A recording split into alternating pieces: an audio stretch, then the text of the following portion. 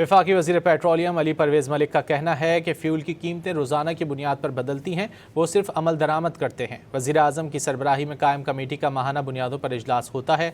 तवानाई के शोबे में इस्लाहात लाई जा रही हैं। इन ख्यालात का इजहार उन्होंने पाकिस्तान एनर्जी कॉन्फ्रेंस से खिताब में किया।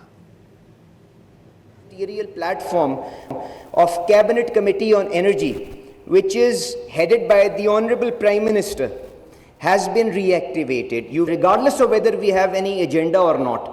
This is one committee which needs to convene every 2 months, and this is where we will keep them apprised of what needs to be done to keep this sector sustainable. Platform of Cabinet Committee on Energy, which is headed by the Honorable Prime Minister, has been reactivated, regardless of whether we have any agenda or not.